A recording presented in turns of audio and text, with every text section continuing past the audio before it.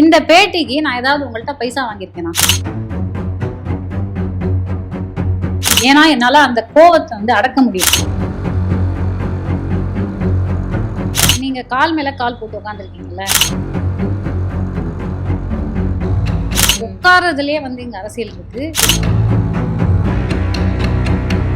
மகளிர் உரிமை தொகை எல்லாரும் ஏளனம் பேசினாங்க. ஆனா இன்னைக்கு எல்லா கட்சியிலும் மகளிருக்கு வந்து நாங்க 3000 கொடுப்போம் 4000 கொடுப்போம் கூவுறான்ல. 1000 கொடுத்த போது நீங்க கிண்டல் அடிச்சீங்க. எதுக்கு 1000 கொடுக்கணும் மகளிருக்கு? ஸோ நான் வந்து கட்சி சார்பு இருக்கா அப்படின்னு கேட்டா எனக்கு கட்சி சார்புலாம் கிடையாது. நாளைக்கே திமுக ஏதாவது தவறு பண்ணா முதல் ஆளா நான் வந்து வீடியோ போட்டதே நான் தான். மிக்ஜாம் போயிலும் போது வீடியோ போட்டு எனக்கு வந்து பெரிய எதிர்ப்பு. நீங்க வந்து என்ன இவ்வளோலாம் முற்போக்கு பேசுறீங்க, கடைசியில வந்து நீங்க ஒரு கருப்பு ஆடுன்னு ப்ரூவ் பண்ணிட்டீங்களா சொல்லலாம். நான் கருப்பு ஆடும் கிடையாது, வெள்ளை ஆடும் கிடையாது. நான் வந்து ஆடா இல்லாம இருக்கிற வரைக்கும் ஓகே.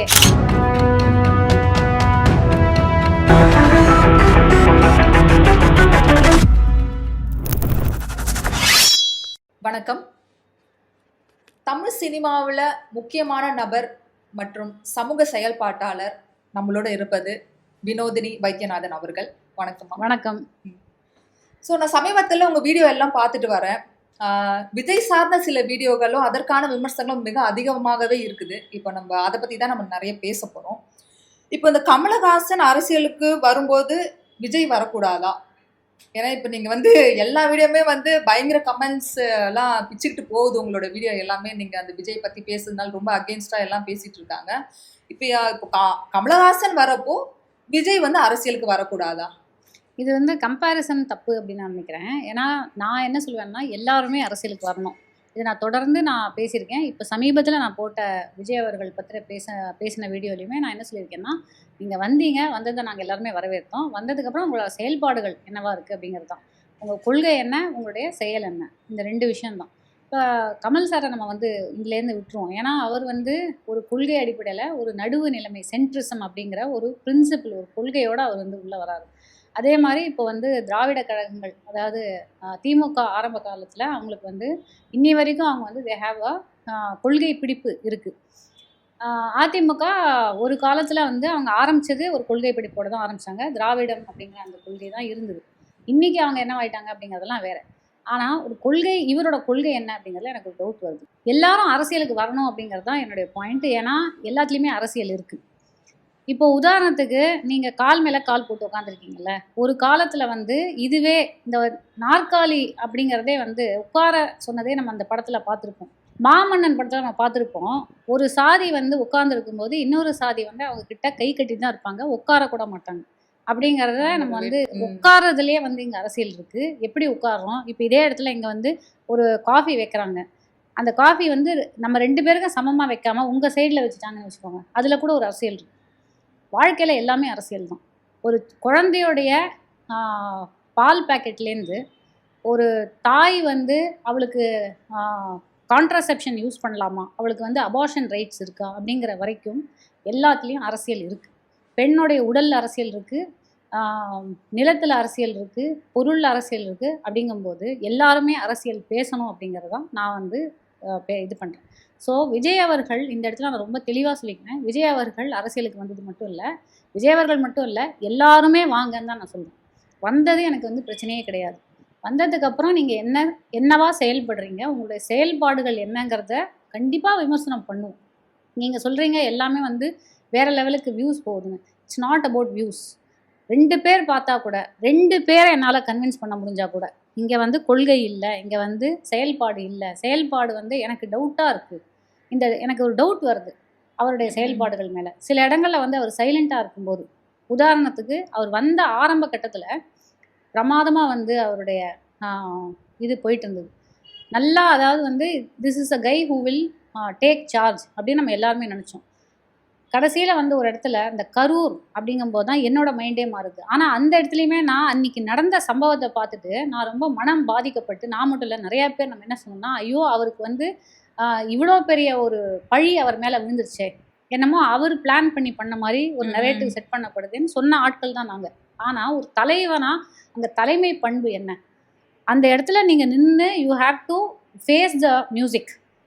அது மீடியாவுடைய கேள்விகளாக இருக்கலாம், பொதுமக்களோட கேள்விகளாக இருக்கலாம். நீங்கள் பொதுமக்களாக நிற்கிறதுக்கு இன்னைக்கு ஸ்டாலின் அவர்கள், இபிஎஸ் அவர்கள், திருமாவளவன் அவர்கள், சீமான் அவர்கள், இவங்க அண்ணாமலை அவர்கள், இவங்க ஒவ்வொருத்தர் மேலே எனக்கு வந்து விமர்சனம் இருக்கலாம். ஆனால் இந்த வயசுலையும் ஒவ்வொருத்தரும் இப்போ ஸ்டாலின் அவர்களுக்கு 75 வயசு, பொதுமக்களாக வாக்கிங் போகிற இடத்துல போய் ஓட்டு கேட்குறாரு.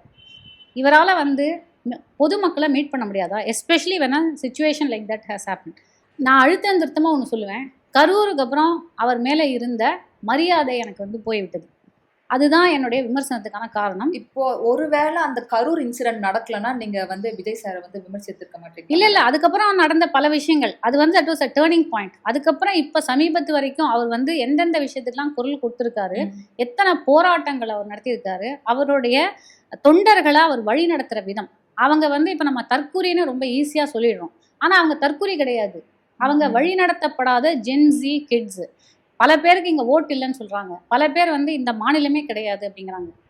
அவங்களுக்கு ஒரு நடிகரை பார்க்கறது வரணும் அப்படிங்கிற ஒரு சந்தோஷத்தில் வராங்க, ஒரு எக்ஸைட்மெண்ட்டில் வராங்க.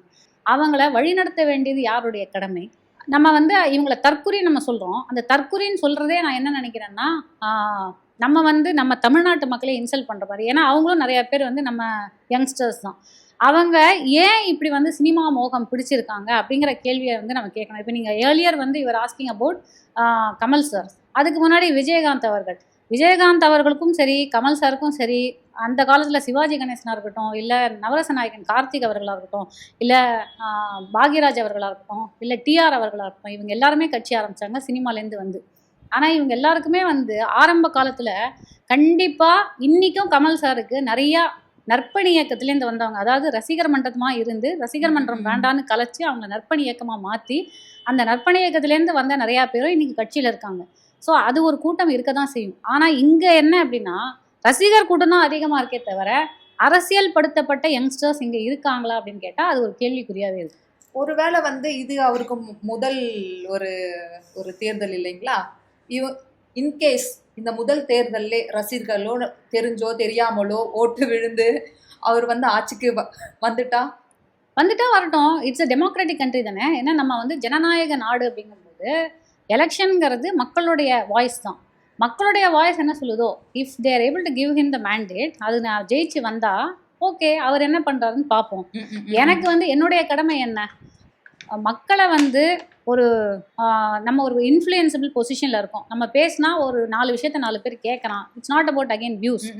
ஒரு ஈவன் 2 பேர் நம்ம பேசுகிற விஷயத்த கேட்குறாங்க அப்படிங்கும்போது அவங்களுக்கு நம்மளால் முடிஞ்ச ஒரு வழிநடத்துதல், இது மாதிரி நீங்கள் பண்ணால் இது உங்களுக்கு பெட்டராக இருக்கும்னு சொல்கிறது தான் முடியுமே தவிர, அவங்களை you can only take the hours to the water to drink. அந்த ட்ரிங்க் பண்ண வச்சு இதா குடின்னு அந்த சீக்ரெட் பேலட்டில் போய் நம்ம எதுவுமே பண்ண முடியாது. அன்லஸ் நம்ம பிஜேபியாக இருந்தால் அதை பண்ணலாம். சண்டிகர் மேயர் எலெக்ஷன் நடந்த மாதிரி நம்ம வந்து எல்லாத்தையும் மாற்றலாம். ஆனால் அன்ஃபார்ச்சுனேட்லி நம்ம பிஜேபி இல்லை, அதனால நம்மளால பண்ண முடியாது. இப்போ வந்து விஜய் வந்து அடுத்து சிவாஜின்னு சொல்லலாமா, இல்லை வந்து கமலஹாசன் சொல்லலாமா, இல்லை விஜயகாந்த்னு சொல்லலாமா? அதுதான், அது கம்பேரிசனே வந்து தப்புன்னு நான் நினைக்கிறேன். ஆமாம், ஏன்னா அது வந்து ஒவ்வொருத்தரும் ஒரு இது. நீங்கள் அப்படி பார்த்தா ஒவ்வொரு அரசியல்வாதியும் இருக்காங்க. இப்போ வந்து அதிமுகவில் இத்தனை பேர் இருக்காங்க, மினிஸ்டர்ஸ் இருக்காங்க, அமைச்சர்கள் எல்லாரும் வந்து அடுத்து முன்னாடி வந்தவங்களுடைய பாதையில் தான் இன்றைக்கி நடக்கிறாங்க. ஆனால் அதுக்குன்னு சொல்லி சினிமாலேருந்து வந்ததுனாலே அவங்கள சினிமா ஆர்ட்ஸோடய கம்பேர் பண்ணணும். ஏன்னா when they come out into public life, அவங்க வந்து நம்ம பொதுமக்களுக்கு சேவை செய்யணும்னு வந்திருக்காங்க, நம்ம நம்புவோம். அப்படி நம்பிக்கையோடு நம்ம பார்க்கும்போது everybody has some good intent. இல்லைனா அந்த இன்டென்ட் இல்லைனா வந்து வரவே மாட்டாங்க. எனக்கும் இதுக்கும் என்ன சம்மந்தம்னு இருக்கிற எத்தனையோ நடிகர்களுக்கு மத்தியில் இவர் வந்திருக்காருங்கிறத பாராட்டுதலுக்குரிய ஒரு விஷயம் தான். நான் அதை தவறே சொல்ல மாட்டேன். ஏன்னா நான் என்ன சொல்லுவேன்னா, இன்னும் நிறைய பேர் வாங்க, இன்ஃபேக்ட் இளைஞர்கள் நிறைய பேர் பேசுங்க. எனக்கு வந்து யார் வந்து என்னை பொறுத்த வரைக்கும் மிகப்பெரிய ஒரு துரோகினா, எனக்கு அரசியல்லாம் எனக்கு அதை பற்றி ஒன்றுமே தெரியாதுப்பா அப்படின்னு சில பேர்லாம் சொல்லுவாங்கல்ல. அதாவது அவங்க ஒரு வேலை பார்த்துட்டு இருப்பாங்க, அவங்களுக்கு ஒரு ப்ரிவிலேஜ் இருக்கும், காஸ்ட் ப்ரிவிலேஜோ இல்லை எக்கனாமிக் ப்ரிவிலேஜ் ஏதோ ஒன்று இருக்கும், எல்லாத்தையும் அனுபவிச்சுட்டு எனக்கும் அரசியலுக்கும் சம்மந்தமே இல்லை அப்படிம்பாங்க. பார்த்தீங்களா, அவங்க தான் மிகப்பெரிய துரோகி. ஏன்னா அவங்களுக்கு வந்து நீங்கள் உங்களால் எல்லாமே அஃபோர்ட் பண்ண முடியுது, உங்கள் நல்ல லைஃப் ஸ்டைல் உங்களால் அஃபோர்ட் பண்ண முடியுது, உங்களுக்கு நல்ல வாழ்க்கை, you are actually living in a bubble. அந்த பபுளில் நீங்கள் இருந்துட்டு எனக்கும் இதுக்கும் சம்மந்தம் இல்லை அப்படின்னு சொல்கிறது வந்து தட் இஸ் வெரி ராங். வாங்க ப்ரோ, வந்து கற்றுக்கோங்க. இன்னைக்கு வந்து எவ்வளோ வந்து ஒரு தற்குறியாக இருந்தாலும், தற்குறின்னு நம்ம அவங்களுக்கு சொன்னால் கூட அந்த பசங்க வந்து பேசுகிறாங்கல்ல, மைக்கை பிடிச்சி வந்து தெரியாம கத்துறாங்க கத்துறாங்க. ஸோ அதுக்கு அட்லீஸ்ட் அவருக்கு நான் வந்து பாராட்டுவேன். ஏன்னா அவர் வந்ததுனால, இப்போ விஜய் அவர்கள் வந்ததுனால ஒரு ஜென்ஸி க்ரௌட் வந்து at least they're starting to understand politics. அவர் வந்து இன்னைக்கு நேற்று வந்து டீலிமிட்டேஷன் பற்றி ஒரு இது போட்டிருக்காரு, ஒரு ட்வீட் ஒன்று போட்டிருக்காரு. அவங்களுடைய TVKHQ அந்த இதுலேருந்து வந்திருக்கு. அதை நான் படித்து பார்த்துட்டு அதில் நான் ஒரு விமர்சனம் வச்சேன். என்னன்னா பாஜகங்கிற வார்த்தை மட்டும் படாமல் ஒன்று சொல்லியிருக்காரு. ஆனால் அதை படிக்கிறான்ல ஒருத்தன், ஒரு ஜென்ஸி கிட் அதை படித்து நம்ம விஜய் சார் ஏதோ சொல்லியிருக்காரு, அவர் ஒரு நடிகர்னு அவன் ஃபாலோ பண்ணுறான். ஆனால் அவர் ஒரு விஷயம் சொல்லும்போது இதனால் அவனுக்கு டீலிமிட்டேஷன் பற்றி தெரிஞ்சுதுன்னா I feel good about it. Okay, at least இந்த பசங்களுக்கு ஏதோ தெரிய வருது. அது ஒரு நல்ல விஷயம் தான். இதை தான் 15 வருஷம் முன்னாடி சீமான் அவர்கள் பண்ணார். So I am looking at it as a நியூட்ரலாக நம்ம பார்த்தோம்னா இதுதான் விஜய் வந்து பாஜக சாதகமா இருக்கிறாங்க நிறைய பேர் வந்து பேசிக்கிறாங்க. அது உண்மைதானா தெரியல. அது வந்து கமல் சார் வந்த போதும் அதை தான் சொன்னாங்க, அவர் வந்து பாஜகவோட பி டீம் அப்படின்னு. இங்கே வந்து எனக்கு ஒரு தீவிரமான டவுட் ஏன் இந்த இடத்துல வருது அப்படின்னா, that is with regards to TVK. Because அவங்க வந்து காங்கிரஸ் வந்து அவங்களோட ஒரு கூட்டணிக்கு போகிற மாதிரி ஒரு இடத்துல இருந்தாங்க. பட் அதை அவங்க ரிஜெக்ட் பண்ணிட்டாங்க. அதுக்கப்புறம் வந்து there were talks, we all came to know that there were talks between BJP and TVK at various points. எந்த ஒரு இடத்துலையும் சில முக்கியமான விஷயங்களில் பிஜேபியை எதிர்த்து இவர் வந்து பேசவே மாட்டேங்கிறார். என்ன அப்படின்னு நம்ம கேட்டோம்னா, இதை நம்ம கேட்க போனோம்னா அவங்க சைட்லேருந்து அந்த வாரியர்ஸ் இருக்காங்களே, வர்ச்சுவல் வாரியர்ஸ் கிட்டேருந்து என்ன பதில் திரும்பி வருது அப்படின்னா, இந்த தேர்தல் வந்து பிஜேபிக்கும் இதுக்கும் கிடையாது, TVKக்கும் கிடையாது, DMKக்கும் TVKக்கும் தான். அதனால நாங்கள் DMKவை மட்டும்தான் நாங்கள் அட்டாக் பண்ணுவோம் அப்படிங்கிறாங்க. ஸோ DMKவை அட்டாக் பண்ணுறது மட்டுமே அவங்க வேலை அப்படின்னா, நெக்ஸ்ட் லெவலுக்கு அவங்க போய் இப்போ ஸ்டாலின் அவர்கள் சொல்கிறாரு, இது வந்து திமுகக்கும் பிஜேபிக்கோ இல்லை அதிமுகக்கோ இருக்கிற எலெக்ஷன் கிடையாது, இது வந்து தமிழ்நாட்டுக்கும் டெல்லிக்குமான எலெக்ஷன் அப்படின்னு அவர் சொல்கிறது அதுதான் கரெக்டான பார்வையை நான் நினைக்கிறேன். ஏன்னா இது வந்து உண்மையிலுமே இப்போ இன்க்ளூடிங் டீலிமிட்டேஷன் இப்போ நடந்த அந்த 5 வருஷத்தில் கவர்னர் அவர்கள் வந்து பல பில்ஸை பாஸ் பண்ணாமல் இருந்ததாக இருக்கட்டும், RN ரவி அவர்கள் நம்ம தமிழ்நாட்டுக்கு கிடைக்கக்கூடிய வரி, நமக்கு செலுத்துகிற வரியிலேருந்து நமக்கு கிடைக்கக்கூடிய ரிட்டர்ன்ஸாக இருக்கட்டும், இது எல்லாத்துலேயும் நமக்கு வந்து பாரபட்சம், அதாவது மாற்றான் தாய் உடைய குழந்தைங்கிற மாதிரி நம்மளை வந்து ட்ரீட் பண்ணுற விதத்தை பார்த்து ஆக்சுவலாக பார்த்தா அது கரெக்டான பார்வை என்னென்னா, பிஜேபிக்கும் ADMKக்கும் DMKக்கும் நடுவில் இருக்கிற சண்டையே கிடையாது. இந்த தேர்தல் வந்து இட்ஸ் வெரி வெரி இம்பார்ட்டன்ட் தேர்தல், விச் இஸ் பிட்வீன் தமிழ்நாடு அப்படிங்கிற அந்த ஃபெடரல் ஆட்டானமி ஆஃப் தமிழ்நாடுக்கும் டெல்லிக்குமான தேர்தல் அப்படின்னு தான் நான் பார்ப்பேன். அப்படி இருக்கும்போது நீங்கள் பாஜகவை எதிர்க்காம நீங்கள் எப்படி நீங்கள் வந்து ஒரு விஷயத்தை பற்றி பேச முடியும்? உதாரணத்துக்கு ஹிந்தி இம்போசிஷன், ஹிந்தி ஹெகமனி பற்றி நிறையா வந்து பேச்சு வந்தது. இன்ஃபேக்ட் இந்த சமீபத்தில் கூட வந்து அந்த இதெல்லாம் போய் வந்து பிளாக் அவுட்லாம் பண்ணிட்டு இருந்தாங்க, பேர்களெல்லாம் ரயில்வே ஸ்டேஷன் பேரெல்லாமே மாற்றிட்டாங்க, எல்லாம் பெயிண்ட் அடிச்சு இருக்கிற இடங்கள் இல்லை ரயில்வே ஸ்டேஷன் ரயில்கள் பேரே சேரன் சோழன் பாண்டியன் இருந்த பேரெல்லாம் பார்த்தீங்கன்னா எல்லாம் பல பேர் வந்து ஹிந்தி பேர் ஆயிடுச்சு. என்னன்னே புரிய மாட்டேங்குது. இப்போ நேற்று வந்து டீலிமிட்டேஷனுக்கு ஏதோ வந்து அதிநியம் குதிநியம்லாம் ஏதோ சொல்கிறாங்க, அது என்னன்னே புரியல ஆக்சுவலாக. சரி, எனக்கு ஹிந்தி தெரியும்னா நான் வந்து 3rd லாங்குவேஜ் ஹிந்தியில் நான் படித்தேன், எனக்கு அந்த ப்ரிவிலேஜ் இருந்தது. ஸோ அந்த ப்ரிவிலேஜ் வந்து எல்லாருக்கும் அந்த ப்ரிவிலேஜ் இருக்காது. அப்படி இருக்கும்போது எதுக்கு நான் அந்த லாங்குவேஜை கற்றுக்கணும்? நம்மளுடைய அரசு பள்ளியில் இருக்கக்கூடிய குழந்தைகளுக்கு that is a big burden. அவங்களுக்கு ஏற்கனவே இங்கிலீஷே வந்து அவங்களுடைய பேரண்ட்ஸால் டீச் பண்ண முடியாத இடத்துல இருக்கும்போது அதுக்கு வந்து எதுக்கு இன்னொரு லாங்குவேஜை திணிக்கணும்? அந்த இன்னொரு லாங்குவேஜ் எதுவாக வேணா இருக்கலாம் அப்படின்னு சொல்கிறாங்க. ஆனால் அதுக்கான போதிய டீச்சர்ஸ் இருக்காங்களான்னு கேட்டால் அது கிடையாது. ஸோ ஹிந்தி தான் அவங்க வந்து they are trying to push அப்படிங்கிறத நம்ம பார்க்கணும். அதை பார்க்காம எல்லா இடத்துலையும் வந்து நான் அதாவது பட்டும் படாமல் நம்ம சொல்லுவோம்ல, ரொம்ப அப்படியே சாஃப்ட் டீலிங் வித் பிஜேபி இருக்கும்போது அப்போ எனக்கு டவுட் வருது, இப்போ பிஜேபியோடைய பி டீமா அப்படின்னு நான் டைரெக்டாக நான் சொல்லலை. Why are they being so soft? Why is TVK very soft on BJP? ஏன் வந்து அவங்கள மட்டும் வந்து கிட் கிளவுஸ் போட்டுட்டு அவங்க ஹேண்டில் பண்ணுறாங்க? ஏன் டைரெக்டாக வந்து அவங்கள ஒரு இடத்துல கூட வந்து மோடி அவர்கள் அமித்ஷா அவர்கள் சொல்லவே முடியலையே விஜயால? ஓகே, இப்போ வந்து நீங்க சொன்னீங்க டெல்லிக்கும் தமிழ்நாட்டுக்கும் ஒரு போட்டிங்கிற மாதிரி. இப்போ ஆனால் தமிழ்நாட்டிலே வந்து பாஜக வின் பண்றதுக்கு வாய்ப்பு இருக்கா? எப்போ, எந்த எலெக்ஷன்ல கேட்குறீங்க? இந்த எலெக்ஷன்ல வாஷ் அவுட் ஆயிடும். I'm sure of it. கண்டிப்பா 200%. ஏன்னா ஃபர்ஸ்ட் ஆஃப் ஆல் வந்து இது அந்த கூட்டணியை பற்றி நான் ஒன்று சொல்கிறேன்னா, தேசிய ஜனநாயக கூட்டணி அப்படின்னு சொல்கிறாங்க. தேசியம் வேணா நான் ஒத்துப்பேன். ஏன்னா தேசியம்லாம் ஒருத்தருடைய நேஷனலிசமை வந்து நம்ம போயிட்டு கொஷின் பண்ண முடியாது. நேற்று கூட ஆராசா அவர்கள் வந்து பேசியிருக்காரு, என்னுடைய தேசிய சிந்தனையை வந்து நீ கேள்வி கேட்காத அப்படின்னு சொல்லிட்டு பார்லிமெண்ட்டில் பேசியிருக்காரு. 1971 6 கோடி வந்து தமிழ்நாடு தான் கொடுத்தது போருக்காக அப்படிங்கிறதும், 1999 கார்கில் போரும்போது எத்தனையோ கோடி வந்து கொடுத்ததா ஆராஸ் அவர்கள் பேசினார். அதனால நீங்கள் வந்து எங்களுடைய தேசிய சிந்தனை பற்றி, எங்களுடைய நேஷனலிசம் பற்றி நீங்கள் பேசாதீங்கிறது ஐ ஆல்சோ அக்ரி. அதே மாதிரி நானும் அவங்களுடைய தேசிய சிந்தனை பற்றி நான் வந்து பேசலை. ஒவ்வொரு பாஜக காரியகர்த்தாவும் ஃப்ளாகை வந்து டிபியில் வச்சுருப்பாங்க, பார்த்துருப்பீங்க நீங்கள். அவங்க வந்து இந்தியன் ஃப்ளாக் தான், முதல்ல நான் இந்தியன், அதுக்கப்புறம் தான் நான் தமிழன்லாம் சொல்லுவாங்க. ஓகே, நீங்கள் இருந்துட்டு போங்க. ஆனால் ரெண்டாவது வார்த்தை இருக்கு பார்த்தீங்களா, தேசிய ஜனநாயக கூட்டணி. இதில் என்ன ஜனநாயகம் இருக்குன்னு புரியல எனக்கு. பிகாஸ் இதே பாஜக வந்து அடல் பிஹாரி வாஜ்பாய் அவர்கள் இருந்த காலகட்டமும் இப்போவும் நீங்கள் வந்து கம்பேர் பண்ணி பார்த்தீங்கன்னா, அவர் வந்து he was a listening prime minister. அவர் வந்து குரல் செவி மடுத்தார். He was a moderate face of BJP. அதனால தான் அவரை வந்து இன்றைக்கும் we look at him as a statesman. ஆனால் இங்கே இப்போ நடக்கிறது, மோடி அவர்கள் நான் தொடர்ந்து நான் வந்து எதிர்த்து, அதாவது 2014 அப்புறம் it's a autocracy, okay, and it's a oligarchy. அதாவது நம்ம ஒரு ஆட்டோக்ராட், ஒரு சர்வாதிகார அரசியல் தான் இங்கே வந்து நடக்குது. அந்த சர்வாதிகாரியை நம்ம எதிர்த்து ஒரு தடவையும் நம்ம குரல் கொடுத்துட்டு இருக்கும்போது, இங்கே ஒரு கட்சி, திராவிட கட்சின்னு சொல்லக்கூடிய ஒரு கட்சி, அவங்க கூட வந்து கூட்டணி வச்சுருக்காங்க அப்படின்னா அது பியூர்லி வந்து சந்தர்ப்பவாத அரசியல். நீங்கள் யாரோட வேணால், இத்தனைக்கும் அவங்க என்ன பண்ணியிருக்காங்க, வெறும் 27 சீட்டு தான் கொடுத்துருக்காங்க.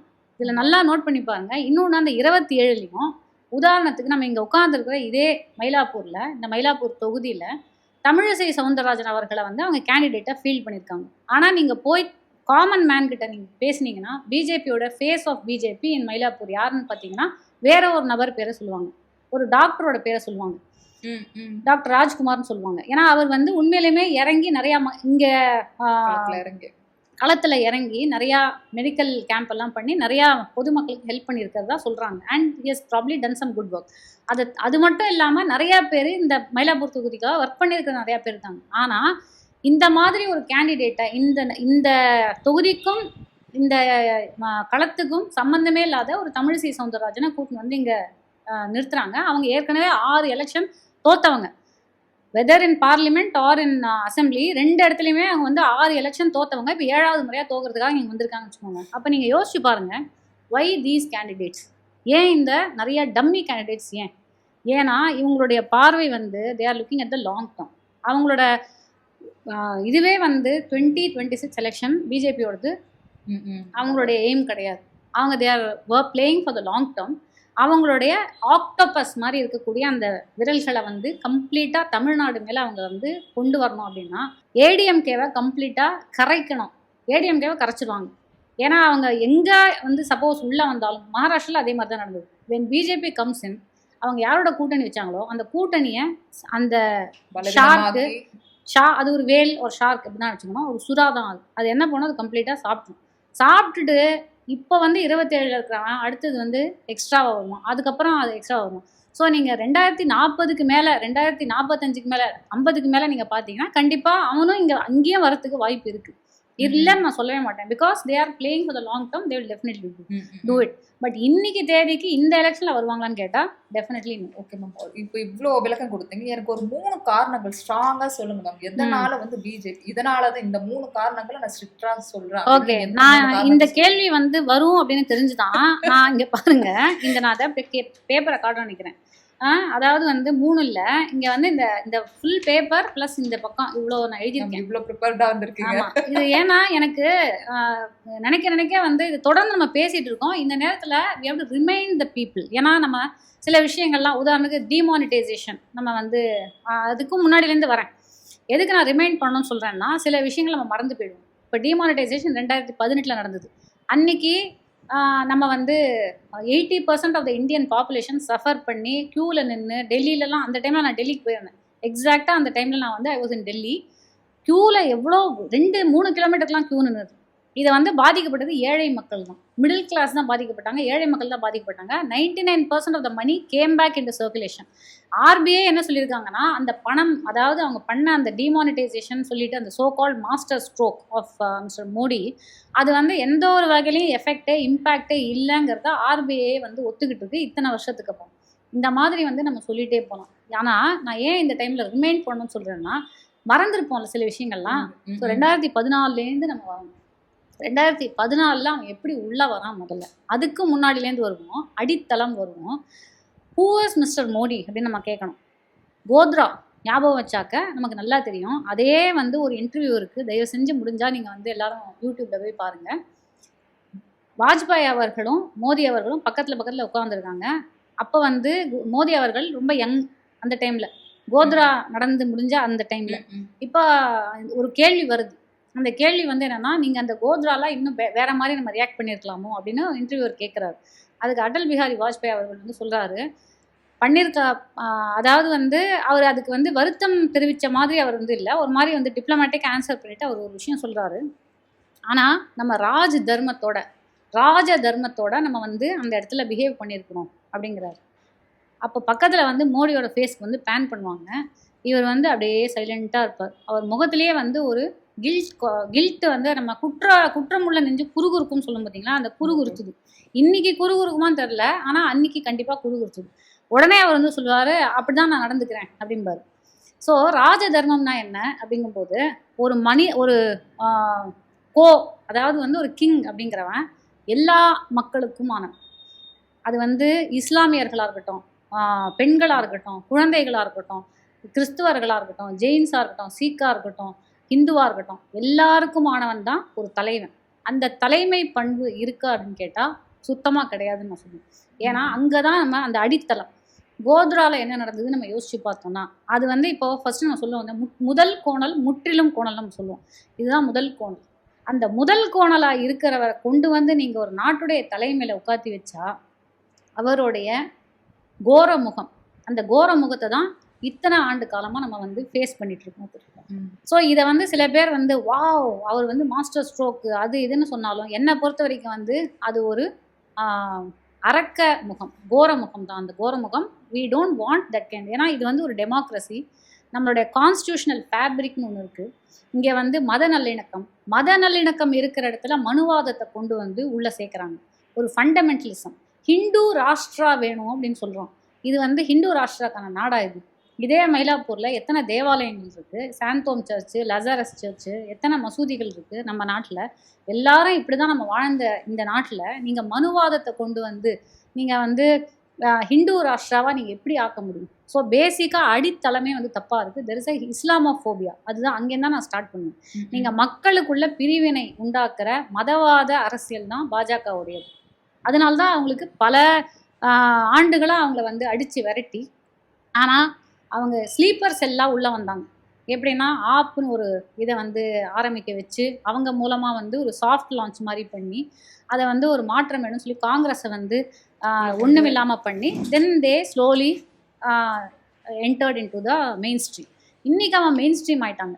நேற்று வந்து நான் ஒரு இது பார்க்குறேன், அதாவது வந்து 70% of India is ruled by BJP அப்படின்னாக்கா 4 ஸ்டேட் தான் பிஜேபி இல்லாமல் இருக்குன்னு போட்டிருந்தா, அந்த 4 ஸ்டேட் எதுனா அதுதான் best states of India. So அப்போ பாருங்கள், பிஜேபி ஸ்டேட்ஸ் எல்லாமே எங்கெல்லாம் வந்து மக்கள் எஜுகேஷன் கம்மியாக இருந்திருக்கோ, எங்கெல்லாம் வந்து மக்களுக்கு அறிவியலித்தனம் இருந்திருக்கோ, அங்கெல்லாம் வந்து அவங்க ஓட் பண்ணி பிஜேபியை பவருக்கு கொண்டு வந்திருக்காங்க. இன்றைக்கும் வந்து தமிழ்நாடோ, கேரளாவோ, வெஸ்ட் பெங்காலோ தனித்து நிற்குது அப்படின்னா அதுக்கு வந்து actually we should feel proud about it. So நீங்கள் வந்து 3 இல்லை 30 இருக்குது, ஒன்றா போனோன்னா இந்த இன்டர்வியூ தாங்காது. மேபி அடுத்த ஒரு இன்டர்வியூ கிடைச்சா எனக்கு ஒன்று 30 கேள்விகள் இருங்க, நான் இன்னும் 2-3 வந்து சொல்லிடணும். ஏன்னா இது மட்டும் வந்து ஏன் நீ வந்து அந்த டிமானிட்டைசேஷனை பற்றி பேசுகிற அப்படின்லாம் நீங்கள் சொல்லுவீங்க. இன்னொரு முக்கியமான விஷயம், இவங்க வந்து ரொம்ப முக்கியமான ஒரு விஷயம் நான் சொல்கிறேன், they have captured every institution நான் சொல்லுவேன். வெதர் வந்து அது மீடியாவாக இருக்கலாம், ஜுடிஷியரியாக இருக்கலாம், லெஜிஸ்லேட்டிவாக இருக்கலாம், அட்மினிஸ்ட்ரேஷனாக இருக்கலாம், எல்லாத்தையும் வந்து அவங்க கேப்சர் பண்ணிட்டாங்க. எலெக்ஷன் கமிஷனாக இருக்கலாம், என்ஃபோர்ஸ்மெண்ட் டைரக்டராக இருக்கலாம். இன்றைக்கி வந்து எந்த அளவுக்குனா இது வந்து ஒரு ரெகுலர் பார்லன்ஸில் நம்மெல்லாம் பேசுகிற நார்மல் பீப்புளுக்கு மத்தியிலேயே கோடி மீடியான்னு ஒரு டேர்ம் வர ஆரம்பிச்சிருச்சு. வாஷிங் மிஷின் அப்படிங்கிற வார்த்தையெல்லாம் ஒரு காலத்தில் நம்ம இதெல்லாம் யோசிச்சாவது பார்த்துருப்போமா? அதாவது ஒரு கிரிமினல் இருக்கான், அந்த கிரிமினல் வந்து பாஜகவில் போய் சேர்ந்தா உடனே அவன் வந்து நல்லவனா மாறிட்டான். இல்லை அவன் கிரிமினலாக இருந்தால் அவனுக்கு மாலை, அவன் ஏற்கனவே பாஜகவில் இருந்து அவன் கிரிமினலாக ஏதாவது ஒரு ஆக்டிவிட்டி பண்ணிட்டான்னா அவனுக்கு மாலை போட்டு அவனுக்கு எம்பி சீட் கொடுக்குறாங்க. இதுக்கு வந்து நமக்கு எத்தனையோ ஆட்கள் நமக்கு தெரியும். So capture of every institution. Vote chori, இங்கே ஓட் சோரியை வந்து கொண்டு வந்த நேரத்தில் தான் அவங்க வந்து ஒரு தடவையும் பார்த்தீங்கன்னா எலக்ட்ரல் பாண்டோடைய ஒபேசிட்டி எங்கே போச்சு அந்த பணம், அதாவது why were you the 50% of the electoral bonds பணம் வந்து ஒரே கட்சிக்கு போயிருக்கு. அண்ட் அந்த கட்சிகளுடைய யாரெல்லாம் எந்த கம்பெனிஸ்லாம் அவங்களுக்கு கொடுத்தாங்களோ அவங்களுக்கு எல்லாம் வந்து பல கான்ட்ராக்ட்ஸ் வந்து போயிருக்கு. அப்படி இருக்கும்போது இங்கே வந்து ஒரு ஆலிகார்கி அதே மாதிரி, அதாவது வந்து ஒரு அம்பானியோ ஒரு அதானியோ மட்டும் வளர்த்து விடுறது, பொதுமக்களுக்கு வந்து ஒன்றுமே இல்லாமல் இருக்கிறது. ஜிஎஸ்டி உடைய அந்த கிரைசிஸ் இன்னி வரைக்கும் ஒரு சாமானிய மனிதன்கிட்ட போய் ஜிஎஸ்டினா என்னன்னா நமக்கு யாருக்குமே தெரியாது. Nobody has understood what it is. And GST on இன்சூரன்ஸோட ப்ரீமியம் மேலெல்லாம் ஜிஎஸ்டி போட்டாங்க. அதை வந்து சண்டை போட்டு தான் இன்னைக்கு நம்ம வந்து அதை ஜீரோவை வந்து பண்ணியிருக்காங்க. அதுவுமே அதில் நிறையா வந்து காம்ப்ளெக்சிட்டிஸ் இருக்குது. புதுசாக வந்து ஓப்பன் பண்ணுறதுக்கு தான், முன்னாடியே இருக்கிறதுக்கு வந்து கிடையாதுங்கிற மாதிரிலாம் நிறையா இருக்குது. ஸோ சொல்லிட்டே போகலாங்க. என்ன சமீபத்தில் கூட இந்த கேஸோட விலை, அதான் இன்ஃப்ளேஷன். ஃபார் இன்ஸ்டன்ஸ் இன்ஃப்ளேஷன் இப்போ வந்து ஒரு உதாரணம் சொல்கிறேன். க்ரூட் ஆயிலோட ப்ரைஸஸ் வந்து 2014 அப்புறம் நிறையா வந்து கம்மியாக, நிறையா டைம் வந்து கம்மியாக இருக்குது. ஆனால் அது எண்டு கன்சியூமருக்கு போய் சேர்ந்துருக்கானா கிடையாது. ஆனால் இதே மோடி அவர்கள் தான் அப்போ வந்து காங்கிரஸுக்கு எதிராக அவர் வந்து பேசும்போது என்ன சொன்னார்னா, 70 ரூபாயில் இருக்கக்கூடிய பெட்ரோல் விலை வந்து 40க்கு நான் கொண்டு வருவேன் அப்படின்னாரு. கடைசியில் இன்றைக்கி 100ல் வந்து 100, 103ல் வந்து நிற்குது. ஸோ இதுக்கு வந்து நம்ம இதை பேசணும்னு வச்சுக்கோங்களேன், உடனே அந்த வார் ரூம் வந்து ஆட்கள் என்ன சொல்லுவாங்கன்னா, அப்போ வந்து ஏன் உங்களோட ஸ்டேட் டேக்ஸும் தானே வருது அப்படிம்பாங்க. ஸோ நான் என்ன சொல்கிறேன், ஸ்டேட் டேக்ஸும் வருது, பட் க்ரூட் ஆயில் வந்து கம்மியாகும் போது why can't you bring that to the consumer. Even அந்த ஜிஎஸ்டி பெனிஃபிட்ஸ் கூட, ஜிஎஸ்டியை நீங்கள் வந்து இன்க்ரீஸ் பண்ண அந்த க்ரீம் பன் கதை தான். நீங்கள் வந்து க்ரீமுக்கும் பன்னுக்கும் அதில் போடுற பட்டருக்கும் ஜாமுக்கும் எல்லாத்துக்கும் நீங்கள் வந்து ஜிஎஸ்டி இன்க்ரீஸ் பண்ணிங்கன்னா இதெல்லாம் வாங்கக்கூடிய அந்த ஹோட்டல் முதலாளி என்ன யோசிப்பான்? அவன் எங்கேருந்து அதை பண்ண முடியும்? அந்த பணத்தை அவன் எப்படி ரிட்டர்ன் வாங்க முடியும்? கன்சியூமர் கிட்டே தான் வாங்க முடியும். ஸோ ஒரு காலத்தில் 2 ரூபா இருந்த பன்னு இன்னைக்கு வந்து 38 ரூபா இருக்கும். அதான் டிஃப்ரென்ஸ். அப்பானா நான் ஒரு எக்ஸாம்பிள் சொல்கிறேன். புரியுது. So inflation, what level of inflation are we at? And தமிழ்நாடை அவங்க ட்ரீட் பண்ணுற விதம், தமிழ்நாடை 200% வந்து ஒரு மாற்றாந்தாய் குழந்தையாக அவங்க ட்ரீட் பண்ணுற விதம். நம்ம கொடுக்குற ஒவ்வொரு ரூபாய்க்கும் நமக்கு 40 காசு கூட இல்லை, 30லேருந்து 40 காசு தான் நமக்கு திருப்பி வருது நம்ம கட்டுற டேக்ஸுக்கு. ஆனால் ஒரு சில மாநிலங்களுக்கு 2 ரூபாய்க்கு மேலே கொடுக்குறாங்க. அதே மாதிரி டிசாஸ்டர் டைமில் நமக்கு வந்து ஃபண்ட்ஸ் எதுவுமே வரல. அதை பற்றி இன்றைக்கி வரைக்கும் நம்ம பேசிகிட்டு இருக்கோம். இன்றைக்கி டீலிமிட்டேஷன், இந்த மாதிரி நம்ம வந்து ஒரு 100 விஷயம் எடுத்தோன்னா ஒன்னொன்னா பற்றியும் நம்ம ஒரு வீடியோ போட்டோம்னா அரை மணி நேரம் பேசணும். அதுக்கு மேலே கூட போகலாம். இப்போ வந்து பாஜக ஏன் வரக்கூடாதுன்னு இவ்வளோ விளக்கம் கொடுத்தீங்க. திமுகவை நீங்க இந்த அளவுக்கு ஆதரிக்கிறது ஏன் மேம்? அதுக்கு திமுகவை ஆதரிக்கிறதுன்னு இல்லை, நான் வந்து கட்சி சார்பு இல்லாமல் நான் வந்து பேசணும்னு நினைக்கிறேன். இப்போ நான் வந்து உங்கள்கிட்ட அதுக்கு முன்னாடி இன்னொரு விஷயம் உங்கள்கிட்ட கேட்கணும், நீங்கள் இப்போ பதில் சொல்லணும். இந்த பேட்டிக்கு நான் ஏதாவது உங்கள்கிட்ட பைசா வாங்கியிருக்கேனா? கண்டிப்பாக இல்லை. இல்லை ஏதாவது நான் பைசா பற்றி நான் பேசினேன்னா, இல்லை வந்த அத்தனை இப்போ உங்கள் சேனல்லே நிறைய பேர் நம்ம பார்க்குறோம். நேற்று கூட வந்து மாதவி இளங்கோவன் வந்திருந்தாங்க, அந்த மாதிரி நிறைய பேர் வந்துட்டே இருக்காங்களே. இவங்க யாராவது உங்கள்கிட்ட ₹1 வாங்கியிருக்காங்களா? இல்லை மேம், நான் தான் அப்ரோச் பண்ணி கூப்பிட்டு. நீங்கள் தான், அதாவது அவங்க வரவங்க எல்லாருமே நம்ம எதுக்காக விருப்பப்பட்டு மட்டும் இல்லை, ஒரு ஆதங்கத்தில் தான் கத்திக்கிட்டு இருக்கோம். நான் எல்லாம் எனக்கு நைட்டு 2 மணிக்கோ 3 மணிக்கோ உட்காந்து வீடியோ போடணும்னு எனக்கு அவசியம் ஒரு விஷயத்தையும் பற்றி. ஏன்னா என்னால் அந்த கோவத்தை வந்து அடக்க முடியல. Because of whatever is happening in India. இதே நாட்டில் நான் 45 வயசு ஆகுது எனக்கு. நான் வந்து இதே நாட்டில் வந்து ஒரு மத நல்லிணக்கத்தோடு இருக்கக்கூடிய ஒரு நாடை நான் பார்த்துருக்கேன். சாதாரண மனிதனும் அதாவது நான் முன்னாடிலாம் சொல்லுவேன், சென்னை மாதிரி ஒரு சிட்டியில், பாம்பே மாதிரி ஒரு சிட்டியில், நான் காலேஜ் படிக்கிற டைமில் நான் வந்து பாம்பேக்காக ஒரு தியேட்டர் ஃபெஸ்டிவலுக்காக போயிருந்தோம். நீங்கள் 20 ரூபாய் இருந்தாலும், 10 ரூபா 15 ரூபா இருந்தாலும் நீங்கள் பாம்பேயில் சர்வே பண்ணலாம். 10 கோடி ரூபாய் இருந்தாலும் பாம்பேயில் சர்வே பண்ணலாம். ஆனால் இன்றைக்கி முடியுமா? முடியாது. இன்னைக்கு வந்து ஃபார் த காமன் மேன் வந்து கழுத்து நெரிக்கிற மாதிரி ஒரு சுச்சுவேஷன் ஆயிடுச்சு. முஸ்லிம்கள் வந்து பயப்படுறாங்க. They are being targeted by using slur words. நான் இந்த மாதிரிலாம் நடக்கும்போது நான் என்ன சொல்கிறேன்னா, அந்த ஆதங்கத்தில் தான் நாங்கள் பேசுகிறோம். திமுகவை ஆதரிக்கிறது அப்படிங்கிறத விட நான் என்ன சொல்கிறேன்னா, திமுகவோட நம்ம கை கோர்த்து நிற்க வேண்டியது இன்றைக்கி வந்து ஒரு தலையாய கடமை அப்படின்னு நான் பார்க்குறேன். ஏன்னா அவங்க வந்து எந்த கூட்டணியில் இருக்காங்கன்னா, முதல்ல வந்து அவங்க இண்டி கூட்டணியில் இருந்தாங்க ஃபார் பாராளுமன்ற எலெக்ஷன். அந்த டைமில் வந்து நான் மக்கள் நீதி மையமில் நான் ஒரு ஆக்டிவ் மெம்பராக இருந்தேன். ஆனால் அந்த டைமில் எனக்கு வந்து மக்கள் நீதி மையம் ஆரம்பித்த அந்த காலகட்டத்துலேருந்து நான் வந்து அவங்கள வாட்ச் பண்ணிட்டு இருக்கிறதுனால எனக்கு ஒரு டிசப்பாயின்மெண்ட் இருந்தது. ஏன் நம்ம வந்து ஒரு கூட்டணிக்குள்ளே போனோம் அப்படின்னு. ஆனால் அந்த கூட்டணியை எக்ஸ்பிளைன் பண்ணும்போது, அதாவது கமல்ஹாசன் சார் அவர்கள் வந்து அதை எக்ஸ்பிளைன் பண்ணும்போது எங்களெல்லாம் கூட்டின்னு வந்து எக்ஸ்பிளைன் பண்ணார். தட் இது நம்ம வந்து நம்ம தனிப்பட்ட ஒரு கட்சிக்காக நம்ம வந்து பண்ணலை. இது வந்து இந்தியா அப்படிங்கிற அந்த idea of India, what India stands for, it's a secular nation. அந்த செக்யூலரிசம் வந்து பாதுகாக்கப்படணும் அப்படிங்கிறதுக்காக தான் நம்ம வந்து அவங்களோட நம்ம கை கோத்துருக்கோம் அப்படின்னு சொல்லும்போது அந்த லாஜிக் எங்கள் பல பேரால் ஒத்துக்கொள்ளப்பட்டது. So we are able to go past that.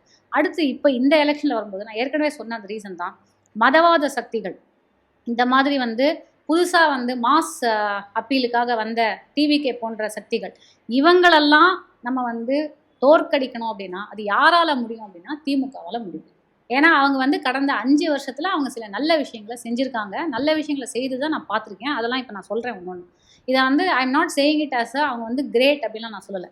But between நடந்தது என்னங்கிறத விட பிட்வீன் ஆல் த பாசிபிலிட்டிஸ், இப்போ யார் நமக்கு வந்து ஆப்ஷன்ஸ் இருக்காங்க, அந்த ஆப்ஷனில் இவங்க தான் நம்மளுடைய கொள்கை ரீதியான எதிரி. இந்த எதிரியை வீழ்த்துறதுக்கு நம்ம வந்து யாரோட கை கோர்த்தா, யாருக்கு நம்ம சப்போர்ட் பண்ணால், ஒரு மதச்சார்பற்ற முற்போக்கு அப்படிங்கிற அந்த 2 வார்த்தை போகும் அந்த விஷயத்தை வந்து எக்ஸ்பிளைன் பண்ணுறதுக்கு. மதச்சார்பற்ற ஒரு விஷயமா இருக்காங்க, முற்போக்கு அட்லீஸ்ட் வந்து நேம் சேக் இருக்காங்கல்ல, என்னெல்லாம் பண்ணியிருக்காங்க. வளர்ச்சியை நோக்கி அது வந்து I have to say both ADMK and DMK இந்த கடந்த 50 வருஷங்களா அவங்க தான் நம்மளை வந்து லீட் பண்ணியிருக்காங்க. திராவிட கட்சிகளுடைய மிகப்பெரிய அச்சீவ்மெண்ட் 200% அவங்கள மிகப்பெரிய அச்சீவ்மெண்ட் நான் என்னன்னு சொல்லுவேன்னா, எஜுகேஷனில் ஹியூமன் கேபிட்டலில் இன்வெஸ்ட் பண்ணுது. இன்றைக்கி நம்ம இப்படி உட்காந்து பேசிகிட்டு இருக்கோம் அப்படின்னா, இந்த அளவுக்கு சாமானிய மனிதன் போய் நம்ம ரோட்டில் போய் கேட்டால் கூட அரசியல் படுத்தப்பட்ட மக்கள் இருக்காங்க அப்படின்னா அதுக்கு வந்து எஜுகேஷன் தான். இன்றைக்கி நம்ம சொல்கிறோம் எல்லாம் நார்த்லேருந்து வந்து இங்கே வேலை பார்க்க ஆரம்பிச்சிட்டாங்க. அப்போ நம்ம ஆட்கள்லாம் ஏன் வேலை பார்க்கலையா, எல்லாம் டாஸ்மாகில் படுத்து உருறாங்கன்னா படுத்து உருள யாருமே. இங்கெல்லாம் படித்து அடுத்த கட்டத்துக்கு வேறு வெளிநாட்டுக்கு போயிட்டாங்க. இன்றைக்கி கனடா, நீங்கள் இப்போ பல யூரோப்பியன் கண்ட்ரீஸு, இந்த பக்கம் ஆஸ்திரேலியா, இந்த பக்கம் சிங்கப்பூர் அப்படின்னு சொல்லிட்டு நம்மளுடைய ஆட்கள் கூலி வேலைக்கெல்லாம் போகல, மீனியல் ஜாப்ஸுக்கு போகல, மேனுவல் லேபருக்கோ மீனியல் ஜாப்ஸுக்கோ லேபராக போகலாம். நிறையா பேர் வந்து படித்த என்ஜினியர்ஸாகவும் டாக்டர்ஸாகவும் நிறையா ஐடிலையும் போயிருக்காங்க. ஸோ அந்த மாதிரி இருக்கக்கூடிய எஜுகேஷனில் இன்வெஸ்ட் பண்ணுற ஒரு கட்சியாக நான் வந்து திமுகவை பார்க்குறேன். இந்த லாஸ்ட்டு 5 இயர்ஸில் டெஃபினெட்லி ஃபஸ்ட்டு திங் 2 விஷயம் நான் சொல்லணும்னா, டெவலப்மெண்ட் டு த, அதாவது கிராஸ் ஸ்டேட் டொமஸ்டிக் ப்ராடக்ட் ஜிஎஸ்டிபின்னு சொல்லக்கூடிய அந்த நம்மளுடைய ஜிடிபியை வந்து ஸ்டேட்டோட ஜிடிபியை 11.19% கொண்டு வந்திருக்காங்க. ஆஸ் அகெயின்ஸ்ட் 6% தான் இருந்தது. அதுவும் நம்ம பழைய அந்த அதிமுகவோட 10 வருஷம் ஆட்சி. அதுக்கு வந்து பல காரணங்கள் சொல்லலாம். ஏன்னா கடைசியாக இருந்த அந்த அதிமுகங்கிறது விரிஞ்சு போன அந்த இடத்துல கூவத்தூரில் போயிட்டு ஹார்ஸ் ட்ரேடிங் நடந்து அப்படி இருந்த ஒரு இடத்துல அவங்க வந்து ஒரு ஆல்மோஸ்ட் வந்து கன்சாலிடேட் பண்ண முடியாத ஒரு கட்சி அவங்க போயிட்டாங்க. ஏன்னா அகெயின் வந்து சந்தர்ப்பாவதத்தினால அவங்க வந்து அப்படி ஆயிட்டாங்க. I still think they are still not consolidated. அதனால தான் அவங்க வந்து இன்றைக்கும் அதுலேருந்து ஓபிஎஸ் அவர்கள் வெளியில் வந்துட்டாரு, நிறைய பேர் வந்து வெளியில் வந்துட்டாங்க. ஸோ அவங்க கன்சாலிடேட் பண்ண முடியல. ஏன்னா அது கொள்கை பிடிப்பு இல்லை. கொள்கை பிடிப்பு இருந்தது ஒரு காலத்தில், அது வந்து ஒரு பாயிண்ட்டுக்கு மேலே போயிடுச்சு. ஆனால் வெல்ஃபேர் அதாவது நீங்கள் சமூக நீதி அப்படின்னு சொல்லும்போது இப்போ எல்லாரும் சொல்கிறாங்க இலவசங்கள் வந்து தந்தாங்க, மகளிர் உரிமை தொகையை எல்லாரும் ஏளனம் பேசினாங்க. ஆனால் இன்றைக்கி எல்லா கட்சியிலும் மகளிருக்கு வந்து நாங்கள் 3000 கொடுப்போம் 4000 கொடுப்போம்னு கூறுறான்ல. 1000 கொடுத்த போது நீங்கள் கிண்டல் அடிச்சிங்க. எதுக்கு 1000 கொடுக்கணும் மகளிருக்குன்னு? எதனால கொடுக்கணும்னா அது இலவசம் கிடையாது. இலவசம்னு நம்ம பார்க்குறோம். Don't call it freebies. அது வந்து ஃப்ரீபீஸ் கிடையாது. ஒரு ஆணுக்கு, ஒரு கூலி வேலை செய்கிற ஒரு ஆணுக்கு 800 ரூபாய் கிடைக்குதுன்னா அதே இடத்துல அதே கூலி வேலை செய்கிற ஒரு பெண்ணுக்கு 600 ரூபாவோ இல்லை ஒரு 550 ரூபா தான் கிடைக்குது இன்னைக்கு. அந்த ஜெண்டர் பே கேப்பை நீங்கள் எப்படியாவது ஒரு இடத்துல பேலன்ஸ் பண்ணணும்னு சொல்லி தான் அந்த பேலன்ஸ் பண்ணுறது தான் வந்து அதுதானேங்க சமூக நீதி.